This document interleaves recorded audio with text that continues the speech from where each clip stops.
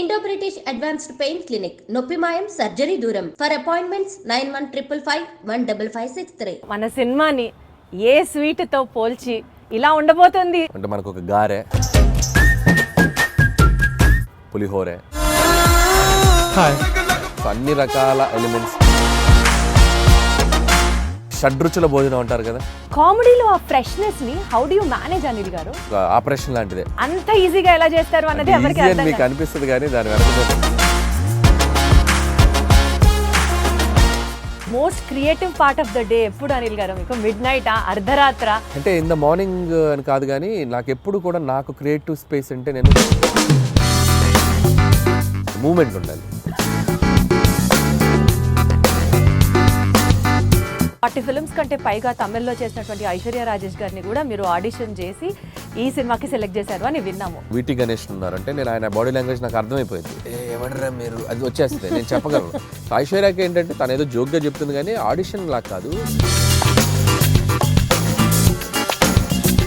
ఇప్పుడు ఉపేంద్ర లమ్హే ఆయన ఉన్నారు, ఆయన యానిమల్లో చేశారు. యానిమల్లో చేసినప్పుడు ప్రెస్ మీట్ పెట్టి పెంట చేస్తా.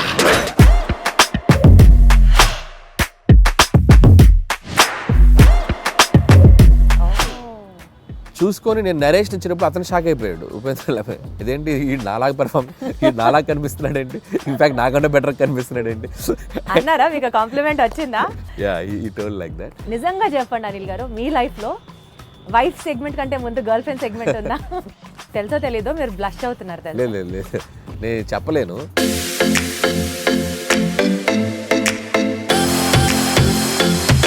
సీనియర్ లెవెల్ ఆఫ్ హీరోస్ ప్రస్తావన వచ్చింది కాబట్టి యాక్చువల్లీ ఇప్పుడు ఉన్న ట్రెండీ డైరెక్టర్స్లో మీరు కానీ డైరెక్టర్ బాబీ గారు కానీ ఒక్క తరం హీరోస్తోనే ఎందుకు చేస్తున్నారు? Not with the latest and of the heroes.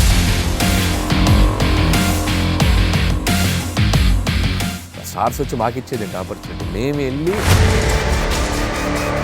అది అలా పోనీ జరగట్లేదు. జరగాలంటే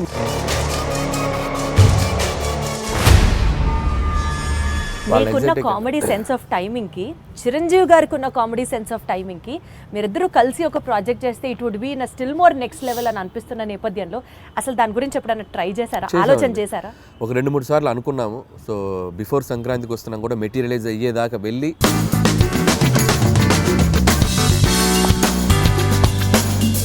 సోషల్ మీడియా మొత్తం గోదావరి గట్టు మీద సాంగ్స్ రీల్ అసలు మారం రోగిపోతుంది.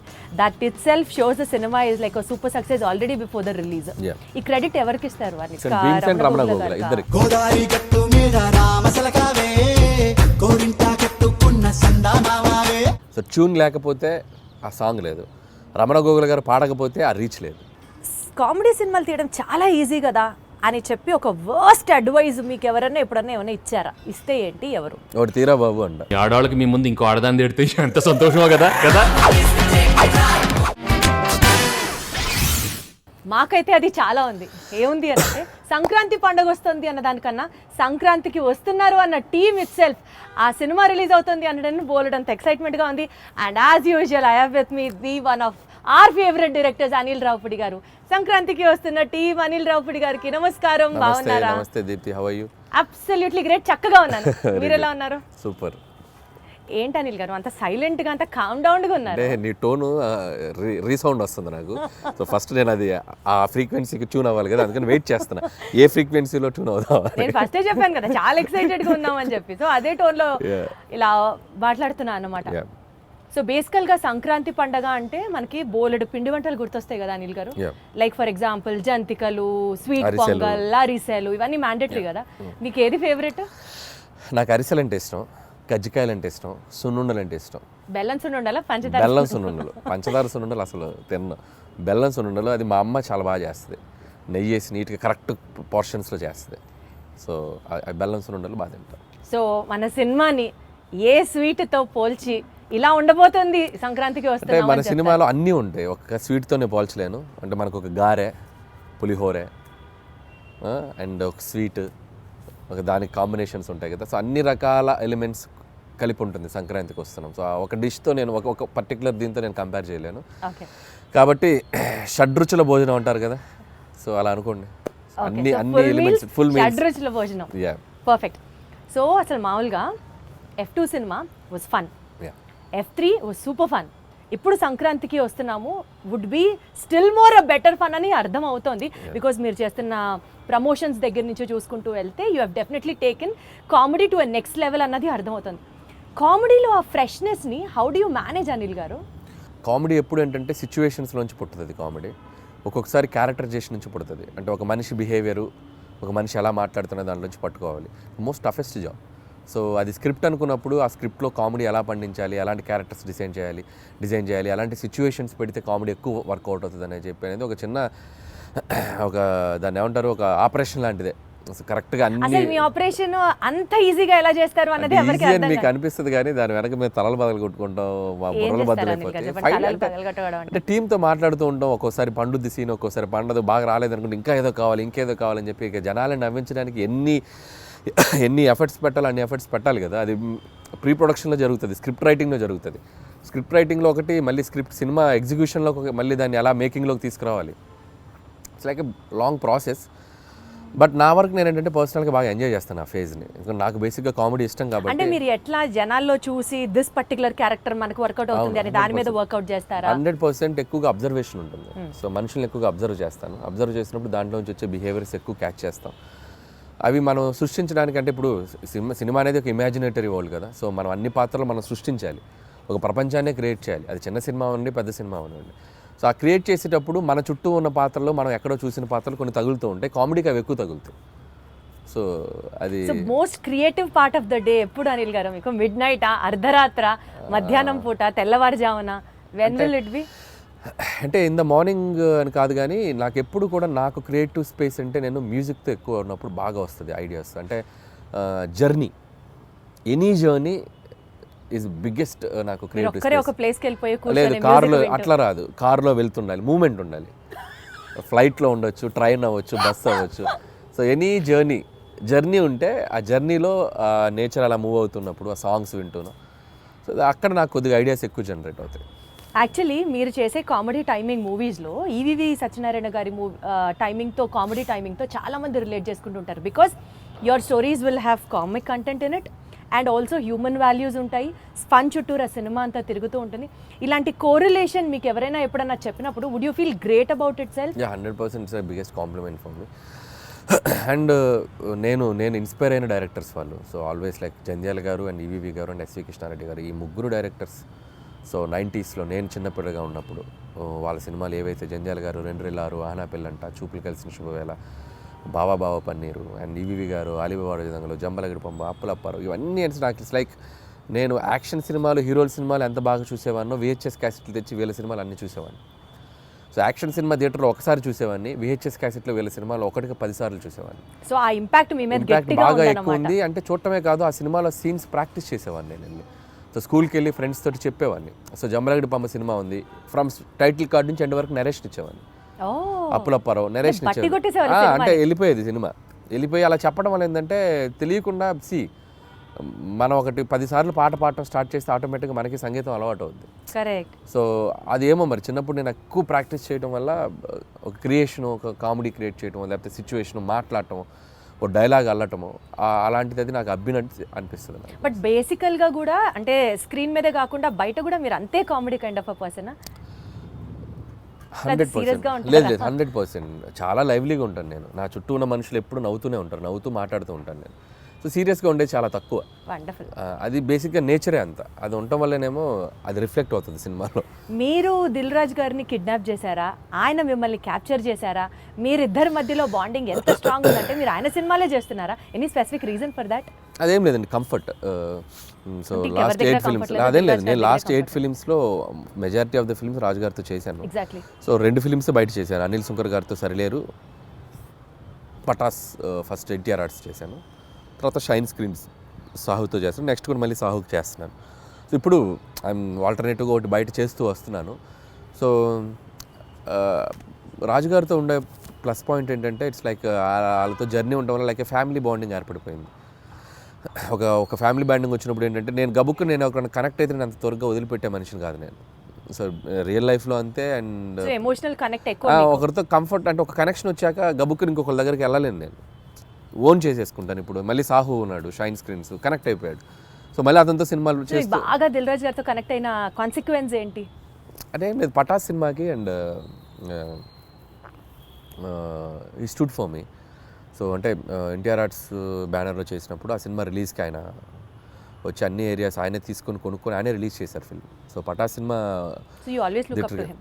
యా. సో ఇప్పుడు ఎన్టీఆర్ ఆర్ట్స్ నాకు ఎంత నిలబడిందో, సో కళ్యాణ్ రామ్ గారు సినిమా నా మీద డబ్బులు పెట్టి తీశారు. అదే సినిమాని మార్కెట్లోకి తీసుకెళ్ళిన వ్యక్తి, డిస్ట్రిబ్యూట్ చేసి ఆ సినిమాని అంతే విధంగా జనాల్లోకి తీసుకెళ్ళిన ప్రొడ్యూసర్ ఆయన. ప్రొడ్యూసర్ కూడా డిస్ట్రిబ్యూషన్ కూడా ఉంది కదా వాళ్ళకి. సో అక్కడ నుంచి బాగా ఎంకరేజ్ చేసేవాళ్ళు నన్ను. సో అక్కడ స్టార్ట్ అయింది జర్నీ. తర్వాత ఆల్మోస్ట్ 4-5 ఫిల్మ్స్ అక్కడే చేయటం. సో ఇప్పుడే భగవంత్ కేసరికి బయటకు వచ్చాను నేను. సర్లేరుకి ఒకటి బయట చేశాను, భగవంత్ కేసరికి మళ్ళీ షైన్ స్క్రీన్స్ చేయటం. మళ్ళీ నాకు షైన్ స్క్రీన్స్ కూడా సాహుతో అదే బాండింగ్ ఉంది ఇప్పుడు. సో సాహుతో కూడా ఫిల్మ్స్ చేస్తాను ఇప్పుడు మళ్ళీ నెక్స్ట్. గాట్ ఇట్ 40 ఫిల్మ్స్ కంటే పైగా తమిళ్లో చేసినటువంటి ఐశ్వర్య రాజేష్ గారిని కూడా మీరు ఆడిషన్ చేసి ఈ సినిమాకి సెలెక్ట్ చేశారు అని విన్నాము. అంటే you were so particular about the character, లేదా ఆవిడ చేయగలరా చేయలేరా అన్నట్ట మీకు డౌట్ ఉందా? అంటే ఆడిషన్ అని కాదు కానీ లుక్ టెస్ట్ చేసాం. లుక్ టెస్ట్ చేసినప్పుడు నా భయం ఏంటంటే ఐశ్వర్య రాజేష్ తెలుగు అమ్మాయి, అద్భుతమైన పెర్ఫార్మర్.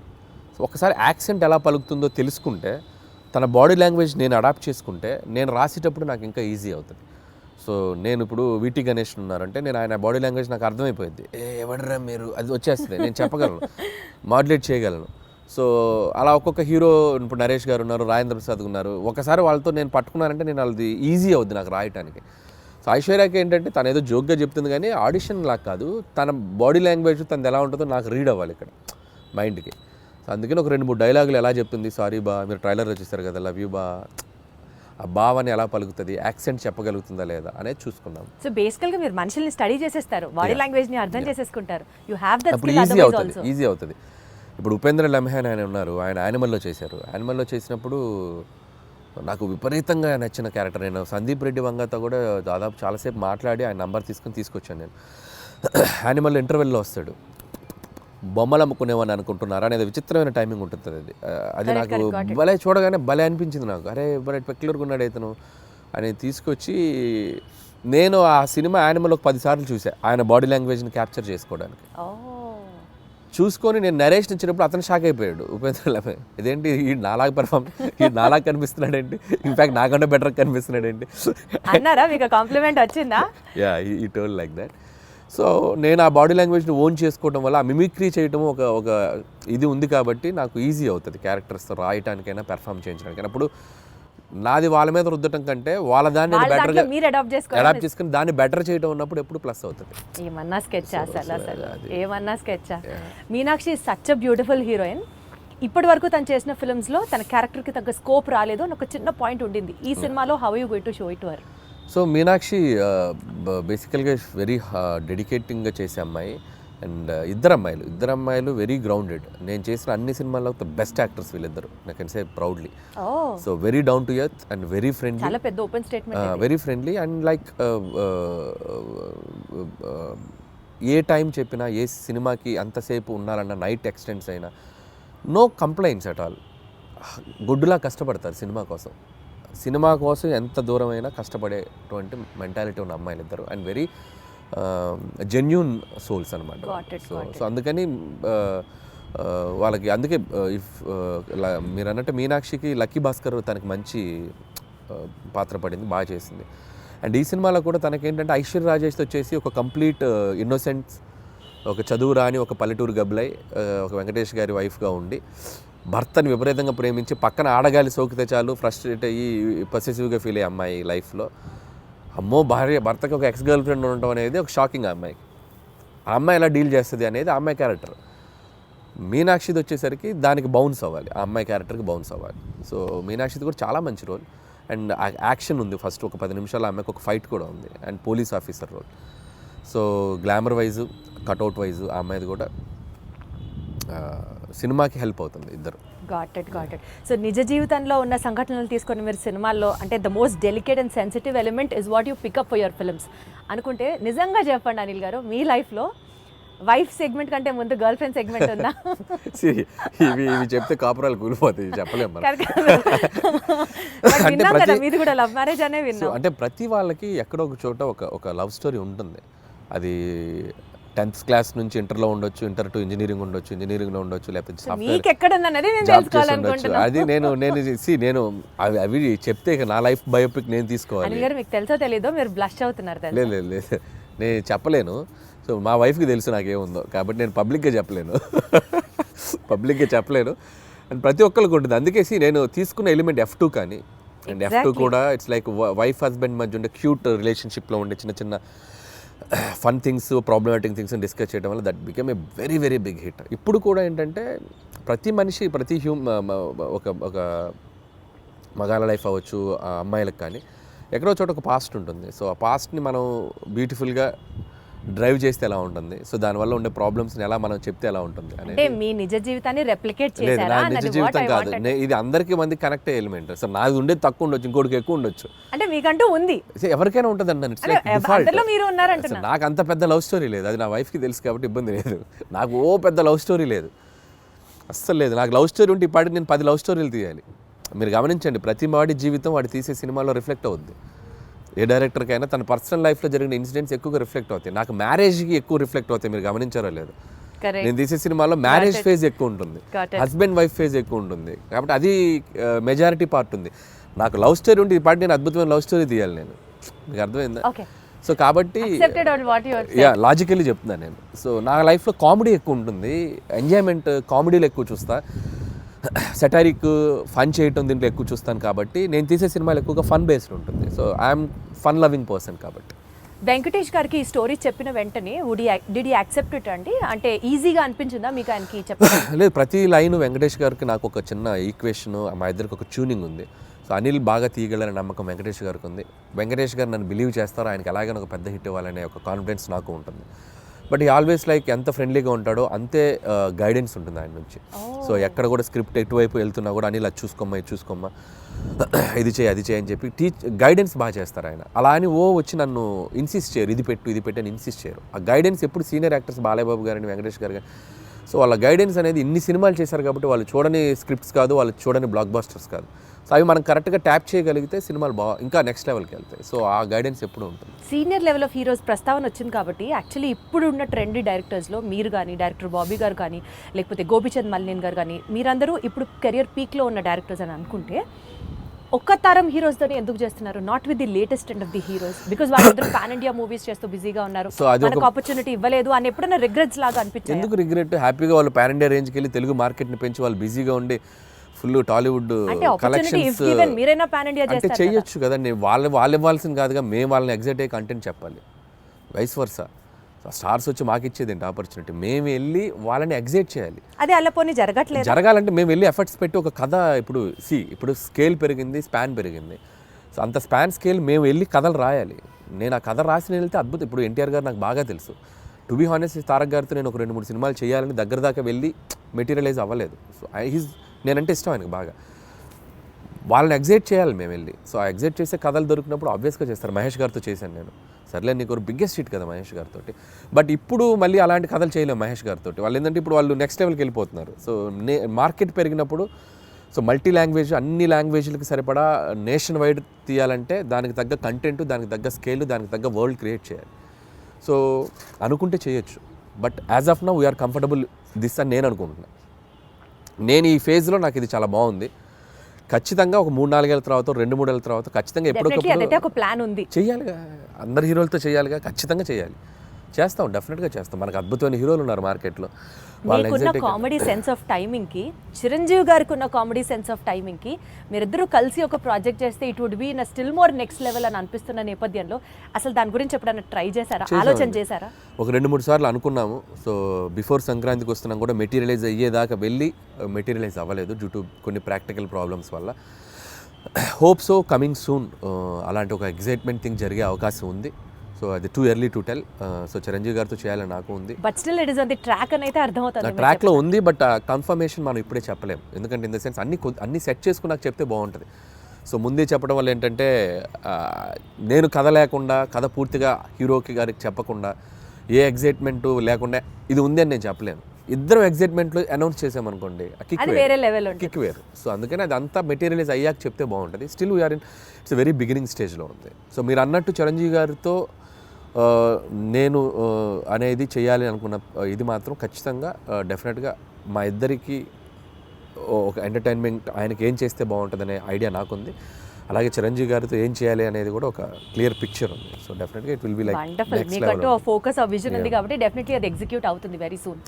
ఈ సినిమా ప్రమోషన్స్ గురించి మాట్లాడితే అంతా యూనిక్గా, చాలా డిఫరెంట్గా ప్లాన్ చేయడం వాజ్ యువర్ చాయిస్ అండి, your idea, in fact your creative part.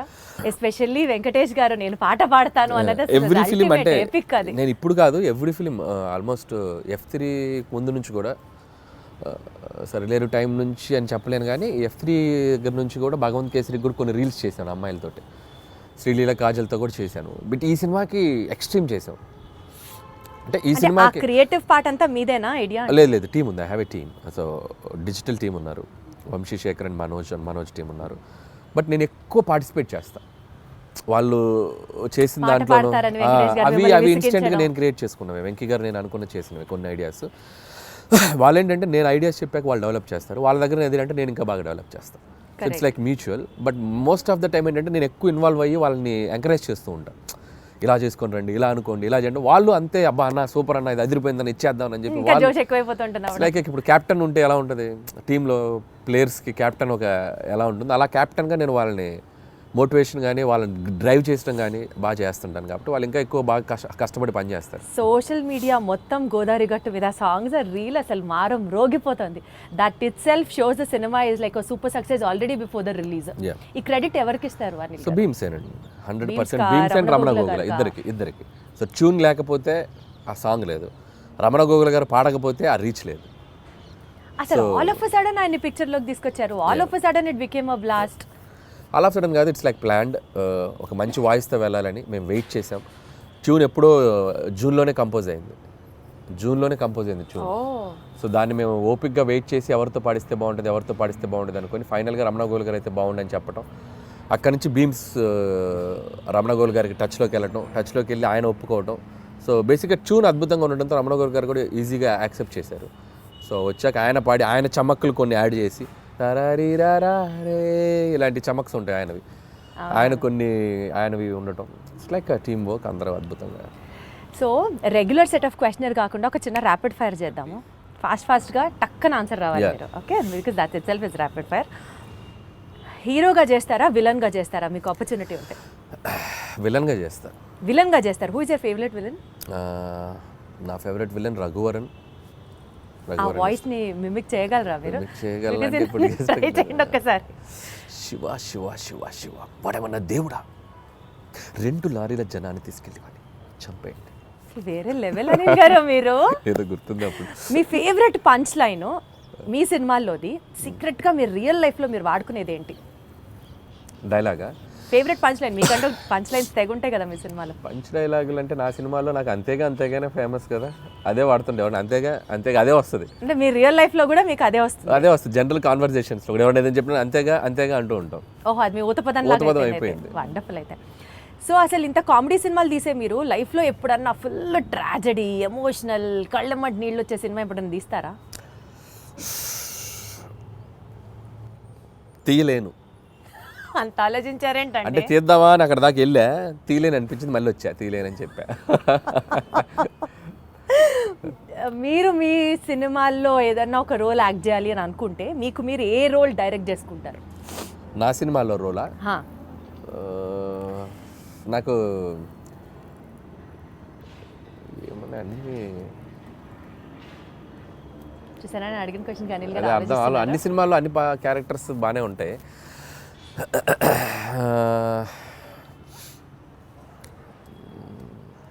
అంత ఆలోచించద్దు అనిల్ గారు. చూస్తాను ఏదైనా మంచిది, ఏదో నా గురించి చెప్పుకోవాలి కదా, నన్ను పెట్టారు మీరు, ఏదైనా చెప్తే చెప్పచ్చు, నేను చేయాలని చెప్పారు కదా. అంటే ఒక్కసారి నాకే సభాష్ అనిపిస్తుంది, ఇంత ఆలోచించి ఎలాగో క్వశ్చన్ అడిగానా అని. నాకు F2లో ఏదైనా ఉన్నాయా?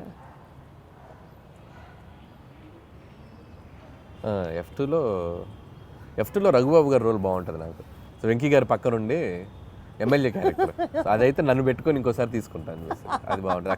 వాళ్ళిద్దరు మంచి కెమిస్ట్రీ కూడా బాగుంటుంది. కరెక్ట్ సూట్ అవుతుంది కదా పర్ఫెక్ట్ గా. వండర్ఫుల్. సెట్ లో హ్యాండిల్ చేయడానికి హీరోస్ బెటరా, హీరోస్ ఈజీయా, లేకపోతే కమెడియన్స్ ని హ్యాండిల్ చేయడం సెట్ లో కష్టమా? నాకు అందరితో ఒకటే ఈక్వేషన్, హీరో అయినా కమెడియన్ అయినా అందరితో బాగుంటాను నేను. They love me, I love them. అందరితో ఒకలా ఉంటుంది, ఒకరు ఎక్కువ ఒకరు తక్కువ ఏం చెప్పారు అనిల్ గారు, ఏం చెప్పారు. సో యూజువలీ మీరు ఒక సినిమాకి టైటిల్ పెట్టేటప్పుడు స్క్రిప్ట్ ఫస్ట్ చూస్తారా, లేకపోతే క్యాచీ టైటిల్ కావాలనుకుంటారా? క్యాచ్ టైటిల్ ఆలోచిస్తాం, స్క్రిప్ట్కి సంబంధం లింక్ లేకపోయినా అయ్యాలని ఆలోచిస్తాం. అది లింక్ అవ్వాలి. స్క్రిప్టా క్యాచీ టైటిల్? Catch title. ఇప్పుడు జీవితాంతం బతకడానికి కావాల్సినంత డెలిషియస్ ఫుడ్ ఒకవైపు, బ్లాక్ బస్టర్ సినిమాలు ఒకవైపు, ఈ రెండిట్లో ఒకటి చూస్ చేసుకోవాలంటే ఏం చేస్తారు? Block buster films. అంటే ఫుడ్ లేకపోయినా పర్లేదా? ఓకే, సినిమా అనేది నాకు ఎనర్జీ, కిక్. అది సినిమా. మీరు రియల్ లైఫ్లో విలన్ ఎవరు? నా రియల్ లైఫ్లో విలన్ నేనే. ఎందుకు మీరు అంత harsh గా ఉంటారా? ఒక్కొక్కసారి నాకు ఆ సందీప్ రెడ్డి వంగలాగా ఉండాలనిపిస్తుంది. నాకు రియల్ లైఫ్లో అతనిలాగా బోల్డ్గా ఎవరైనా ఏదైనా కౌంటర్ చేస్తే అవతల వాళ్ళు క్వశ్చన్ అడిగే వాళ్ళు కూడా వణికేలా మాట్లాడతాడు. So that is the character. I love him. అలా ఉండాలనిపిస్తుంది. అప్పుడు నాకు విలన్ ఎందుకు అలా ఉండరు మీరు? నాకు రాదు అలా ఉండదు, అందుకని. బట్ మీకు ఆయన ఇష్టం కదా. ఇప్పుడు సందీప్ని ఎవరైనా కమెంట్ ఆయన చేశారు, అలా సినిమాలో సందీప్ని ఎవరైనా కమెంట్ చేశారనుకో భయపడిపోతారు, కమెంట్ చేయలేరు సందీప్ని. ఎందుకంటే అంతకంటే కౌంటర్ సెటైర్ కౌంటర్ వేస్తాడు ఆయన. సో అది మనకు రాదు, అందుకని అనిపిస్తుంది ఒక్కోసారి బా నీకు నువ్వే విలన్ రా, నువ్వు అలా ఉండలేవు అనిపిస్తుంది. సో డెఫినెట్లీ ఈ ఫీలింగ్తో మీరు తర్వాత అలాంటి క్యారెక్టర్ని ఇంబైబ్ చేసుకుంటారేమో అనిపిస్తుంది. చూద్దాం, బట్ నా వల్ల కాదు. బేసిక్గా నా నేచర్ నేను అలా ఉండలేను. ఇప్పుడు మీకు ఒక సూపర్ పవర్ ఉందనుకోండి, మీ గురించి గాసిప్ చేసుకునే వాళ్ళ దగ్గరికి వెళ్ళి వినాలనిపిస్తుందా మీకు? లేకపోతే పాస్ట్లోకి వెళ్ళి ఏదైనా ఒక సీన్ని రీమేక్ చేసి బెటర్ చేయాలి అని అంటే వుడ్ యూ డూ దాట్? ఈ రెండిట్లో ఏం చేస్తారు? గాసిపింగ్ వినాలనిపిస్తుంది నాకు. ఎవరైనా చెప్తే వెళ్ళి చెవి వినాలనిపిస్తుంది. ఏం మాట్లాడు మన గురించి బయట వాళ్ళు ఏం మాట్లాడుకున్నారు, పొరుగింటోళ్ళు పక్కింటోళ్ళు అనే ఇంట్రెస్ట్. మీకు అలా మీ గురించి ఎవరైనా ఏమైనా మాట్లాడుకున్నది మీ చౌదాకా వచ్చింది? రాలేదులే కానీ, బట్ తెలుసుకోవాలంటది మన గురించి, మన వెనక ఏం మాట్లాడుకుంటారో తెలుసుకోవాలంటది. మీరు గాసిప్ చేస్తారా? అయితే నేను తక్కువ చేస్తారు. గాసిపింగ్ చేయని మనుషులు ఎవరు ఉండరు. ఎందుకంటే హ్యూమన్ బీయింగ్కి ఫస్ట్ మాట్లాడుకునేదే గాసిపింగ్. అదేంటి ఇదేంటి అనే మాట్లాడుకుంటాం మనం, లేకపోతే కాన్వర్జేషన్స్ ఎక్కడ జరుగుతాయి? ఏదో ఒక థర్డ్ పర్సన్ డిస్కషన్ జరగాలి కదా. సో కామెడీ సినిమాలు తీయడం చాలా ఈజీ కదా అని చెప్పి ఒక వర్స్ట్ అడ్వైజ్ మీకు ఎవరైనా ఎప్పుడన్నా ఏమైనా ఇచ్చారా? ఇస్తే ఏంటి, ఎవరు? ఒకటి తీరా బాబు అంట. ఎవరైనా ఇస్తే సరే బాబు. మీకు ఎవరైనా ఇచ్చారా? నాకు ఎవరు ఇవ్వలేదు పాపం. కామెడీ సినిమాలు తీయటం ఈజీ అని ఎవరు అనలేదు, కానీ తీయడం చాలా కష్టం. అలా ఎవరైనా తీయమని మీరు అన్నట్టు అంటే మాత్రం ఒకటి తీసి చూపించు బాబు అంటే నేను అంతే కదా. ఒకటి తీసి చూపించు బాబు, ఒకసారి నవ్వించు బాబు. నవ్వించడం చాలా కష్టం అండి. And you are an expertise in it చెప్పాలి అని అంటే. ఒక డాన్స్ సీక్వెన్స్ ని కొరియోగ్రాఫ్ చేయడానికి ఇష్టపడతారా? ఒక ఫైట్ సీక్వెన్స్ ని యాక్షన్ డైరెక్ట్ చేయడానికి ఇష్టపడతారా? డాన్స్ సీక్వెన్స్ ని కొరియోగ్రాఫ్ చేయడానికి ఇష్టపడతా. Dance sequence and choreograph. అదే డాన్స్ సీక్వెన్స్ ని కొరియోగ్రాఫ్ చేయడానికి ఇష్టపడతా. మీరు రీసెంట్ గా ఒక డాన్స్ చేశారు బ్లాక్ బ్లేజర్ వేసుకొని. సోషల్ మీడియాలో కింద కామెంట్స్ మీరు చూసారో చూడలేదో, హీరో మెటీరియల్. ఈ మధ్య చాలా మంది అంటున్నారు అలా సోషల్ మీడియాలో, బాగానే అంటున్నారు కానీ బట్ ఇప్పట్లో మనకు ఆలోచన లేదు. బట్ ఆ వైబ్ ఎంజాయ్ చేస్తున్నాగా ఆఫ్లైన్లో. ఇప్పుడు సో టీవీకి వెళ్ళినా ఎక్కడికి వెళ్ళినా సరదాగా డాన్సులు చేస్తూ I'm capturing my age, I'm capturing my look in the library పెట్టుకుంటున్నానుగా. సో ఒక 10 ఏళ్ళ తర్వాత వెనక్కి తిరిగి చూసుకుంటే సో వేసుకోవాల్సిన సూట్లు, వేసుకోవాల్సిన హెయిర్ స్టైల్స్ అన్నీ క్యాప్చర్ చేసి యూట్యూబ్లో పడేస్తున్నా. ఇంకా నేను హీరోగా చేయాల్సిన పనేముంది? అసలు ఇక రిగ్రెట్స్ లేకుండా లేదు కదా. ఎవ్రీ మూమెంట్ ఆ ఫీలింగ్ కూడా లేకుండా నాకు నేను ఇలా కనిపించామరా మనం బాగానే ఉన్నాం కదా అనిపించుకోవడానికి అన్ని వేషాలు వేసేసాం. ఇంకేంటి? అట్లా కాదు, జెన్యూన్ గానే జనాలు నిజంగా అంటున్నారు hero material. It's not my cup of tea because you also dance so good అండి. అదే అంటే దానికి హీరో అవ్వాల్సిన పనేం లేదు. సో ఏదైనా మంచి ఫ్యూచర్లో ఆఫ్టర్ 6-7 years ఏదైనా క్యారెక్టర్ ఆర్టిస్ట్ యాక్టర్గా చేయాలని ఉంది నాకు. హీరో అనేది ఇట్స్ లైక్ యాక్టింగ్ చేస్తాను చాలాసార్లు చెప్పాను. I become an actor but not like a hero. Hero అని it's like a big responsibility. So చాలామంది ప్రొడ్యూసర్స్ అందరి అంటే ఒక మార్కెట్ని నువ్వు నిలబెట్టాల్సిన బాధ్యత ఉంటుంది హీరో మీద. అంత బాధ్యత నేను పెట్టుకోను. It's like too heavy for me. Actor అనుకోండి, పెయిడ్ హాలిడే వెళ్ళిపోయి క్యారవాన్లో కూర్చోండి, సరదాగా ఆ రోజు ఎంజాయ్ చేసి వచ్చేయచ్చు. మన మీద ఏం బరువు బాధ్యతలు ఉండవు కదా, అంతే కదా. సో మీ ఫేవరెట్ కో స్టార్ ఎవరు? నా ఫేవరెట్ కో స్టార్ అంటే నేను యాక్టర్ని అయితే కో స్టార్ అని చెప్పగలను. నా ఉద్దేశం ఏంటంటే పనిచేసిన వాళ్ళు వెంకటేష్ గారు యాజ్ ఆఫ్ నౌ. ఇప్పుడు ఈ సినిమాకి ఇప్పుడు బాలకృష్ణ గారితో పనిచేసినప్పుడు బాలకృష్ణ గారు. సచ్ ఎ డిప్లొమాటిక్ ఆన్సర్ ఇది. నేను అలాగే పనిచేస్తాను, టు బి హానెస్ట్ అలాగే పనిచేస్తాను. నేను పనిచేసి వన్ ఫేవరెట్ అన్నట్టుంటారు కదా, ఆల్ టైమ్ ఫేవరెట్ అన్నట్టుంటారు కదా. ఆల్ టైమ్ ఫేవరెట్ అంటే నాకు ప్రతి యాక్టర్తోనూ all best moments I have. Even Raviteja గారితో అలాగే బెస్ట్ మూమెంట్స్, కళ్యాణ్ రామ్ గారి దగ్గర నుంచి. నేను డిప్లొమాటిక్ అని చెప్పట్లేదు, ఎవ్రీ వన్ ఇప్పటికీ నాతో అంతే ఫ్రెండ్లీ వైబ్లో ఉంటారు. సో ఎవరిని నేను సైడ్ చేయలేను. Got it. ఆల్ స్టార్స్ నాతో పనిచేసిన, ఈవెన్ మహేష్ బాబు గారు స్టిల్ ఆయన ఒక 20-25 మినిట్స్ మాట్లాడుకుంటాం ఫోన్లో, ఎప్పుడు కాల్ చేసిన, ఆయన ఎప్పుడు ఫ్రీ ఉన్నప్పుడు కాల్ చేసిన అదే వైబ్ ఉంటుంది. సో నేను వెంకటేష్ గారిని కలిసినప్పుడు అదే, బాలయ్య బాబు గారు ఇప్పుడు ఏదన్నా కూడా ఫోన్లో సో మాట్లాడతారు. పాయింట్ ఏంటంటే అల్టిమేట్ గా everybody loves you so much. Everybody loves you at same amount of love వస్తుంది నాకు. సో నేను అంతే ఇస్తున్నాను, నాకు అంతే వస్తుంది. కాబట్టి నేను ఎవరిని తక్కువ చేయలేను. సపోజ్ మీరు ఒక డెజర్టెడ్ ఐలాండ్ లో ఉన్నారు, రొమాంటిక్ స్టోరీ రాస్తారా, కామెడీ స్టోరీ రాస్తారా? డెజర్టెడ్ ఐలాండ్ లో ఎవ్వరు లేరు, ప్రశాంతంగా ఉన్నారు, you're such a key note on your script. So కామెడీయే వస్తుంది అక్కడ. అక్కడ కూడా నా కామెడీ. కష్టాలు తెలుసుకుంటూ నా మీద నాకు జోకులు వేసుకోవడం తప్ప, నేను బతకాలంటే నాకు నేను ఎనర్జీ ఇచ్చుకోవాలి కదా. అమ్మో, దీంట్లో చాలా డెప్త్ ఉంది అనిపిస్తుంది ఏంటి అనిల్ గారు? అంతే కదా మరి. మీ మీద లైఫ్లో ఎప్పుడు మనం స్ట్రగుల్లో ఉన్నప్పుడు just crack joke on your self అంతే. మనల్ని మనం లైట్ చేసుకుంటేనే మన స్ట్రగుల్ నుంచి బయటకు రాగలం. అసలు మీరు స్ట్రగుల్లో ఉన్నారా అన్నది ఇక్కడ పాయింట్. ఇప్పుడు అందరికీ మీరు అన్న వచ్చే point. సిచ్యువేషన్లో అంటే ఒక డెజర్టెడ్ ఐలాండ్ అంటే ఎవరు లేకపోతే అది బిగ్గెస్ట్ స్ట్రగుల్ కదా. ఒక మనిషి ఒంటరిగా బతకడం అన్నంత స్ట్రగుల్ ప్రపంచంలో ఎవరికి ఉంటుంది? నువ్వు ఉండు ఒక ఒంటరిగా ఒక 2 రోజులు ఉండి ఎవరు లేకపోతే. డెజర్టెడ్ ఐలాండ్ కాదు, నువ్వు స్వర్గంలో అయినా పెట్టు, నువ్వు వెళ్ళి హెవెన్లో పెట్టు, ఒక్కడే బతుకు హెవెన్లో 2 రోజులు, బొక్కలో హెవెన్ అని చెప్పి వచ్చేస్తాను. అంతే కదా. Wonderful. So coming back to the movie thing, 10th game changer release అవుతుంది, 12th డాకు మహారాజ్ రిలీజ్ అవుతుంది, అండ్ 14th సంక్రాంతికి వస్తున్నాం రిలీజ్ అవుతుంది. టెన్షన్ ఉందా ఈ కాంపిటీషన్లో ఎలా పర్ఫామ్ చేస్తాము అని? సో టెన్షన్ లేదు. జనాలు డబ్బుల్ని దాచుకొని మరి why they have to see సంక్రాంతికి వస్తున్నాం. సో ఆల్రెడీ మేము ఆడియన్స్కి ఏం చేస్తున్నాము, ఏం చూపించబోతున్నాం అనేది క్లియర్గా చెప్పేసాం. సో మా ఆడియన్స్ మాకు రావడానికి సిద్ధంగా ఉన్నారనే నమ్మకం ఉంది. సో అలాగే మిగతా సినిమాలకు కూడా దేర్ సెట్ ఆఫ్ ఆడియన్స్ వాళ్ళకున్న. రామ్ చరణ్ గారి గ్లోబల్ స్టార్, ఆయనకున్న ఇమేజ్, ఆయనకున్న స్టార్డమ్, ఫ్యాన్ ఫాలోయింగ్, ఈ హ్యావ్ హిస్ ఓన్ స్ట్రెంగ్త్. అలాగే బాలయ్య బాబు గారు కంప్లీట్ మాస్ యుఫోరియా ఉన్న హీరో. సో ఆయన సెట్ ఆఫ్ ఆడియన్స్ ఆయనకున్నారు. మాది ఒక బుల్లి మార్కెట్, మా గోల్లో మేము ఉన్నాం కాబట్టి సో భయం లేదు. అండ్ సంక్రాంతి నాకు ఇది 3వ సంక్రాంతి. సో ప్రతి సంక్రాంతికి ఒక కాంపిటీషన్ ఉంటుంది.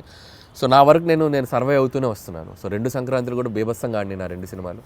సో ఈసారి కూడా ఒక సేఫ్ బెట్లోనే ఉన్నానని అనిపిస్తుంది. ఆ 2 సినిమాలు కూడా అద్భుతంగా ఆడాలి, నా సినిమా కూడా బాగా ఆడాలి. Super duper. Very diplomatic answer, but still you wanted, but still everyone wants, whole industry wants that. Absolutely. అందరం బాగుండాలి, అందులో మేము ఉండాలి అన్నట్టు. So good luck to you Anil గారు, more power to you, super power to you. ఈ cinema super success అవ్వాలని కోరుకుంటున్నాను. All the very best.